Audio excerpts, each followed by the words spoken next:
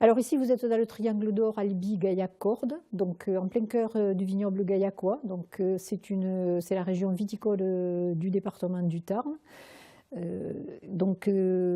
Pourquoi le triangle d'or? Ben, c'est parce que nous avons une région qui est très riche en patrimoine viticole en particulier, mais en patrimoine aussi historique, et nous avons des paysages magnifiques. Mon père est décédé et ma maman est partie à maison de retraite.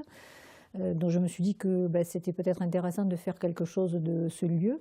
Et comme nous avions aménagé un caveau, ben, l'idée de lier l'accueil et la dégustation des vins nous avait paru tout à fait évidente. Et la première des choses qu'on va vous montrer, vous donner quand vous arrivez, c'est une bouteille de vin, déjà.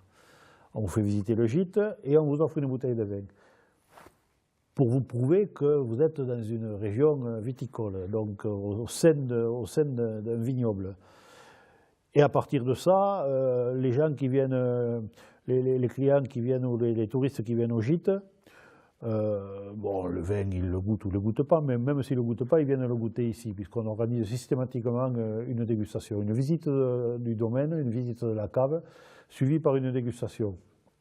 Puis autour du vin, on raconte aussi l'histoire du pays, on raconte aussi les paysages, on raconte toutes les bastides qu'il y a autour. Albi n'est pas loin, Albi qui est rentré au patrimoine de l'UNESCO. La cathédrale Sainte-Cécile à Albi est un monument construit uniquement en briques. C'est quand même un truc assez fabuleux, ils ont mis 300 ans pour le construire. Donc on est au sein d'une région totalement historique et quand on se balade ici, on est imprégné de l'histoire de ce pays. Mais Gaillac, c'est une appellation qui a, c'est vrai, une histoire. C'est un vignoble deux fois millénaire. C'est un vignoble qui était très coté, si on revient au XVIe, XVIIe siècle. Donc ça, aujourd'hui, on essaye de le communiquer. Les gens se rendent compte, découvrent le vignoble, découvrent le gaillacois et sont surpris. Sont surpris d'une part de la diversité des vins, parce que c'est vrai que c'est une particularité des vignobles. À l'époque, on disait c'est une faiblesse à Gaillac, c'est pas ce qu'ils font de tout. Je crois qu'aujourd'hui, on est capable de tout faire et de tout faire très bien. Donc ça, c'est une... Et les gens le découvrent, le voient, se font plaisir. Et il y a vraiment matière à expliquer dans un caveau, surtout que quand ils nous rendent visite, eh bien, je dirais, on n'est pas chiche sur la dégustation, mais ils peuvent déguster, je dirais, de A à Z. Et donc, il y a une grande découverte autour des vins, et en plus, c'est vrai que c'est un vignoble qui, qualité-prix, est excellemment bien placé.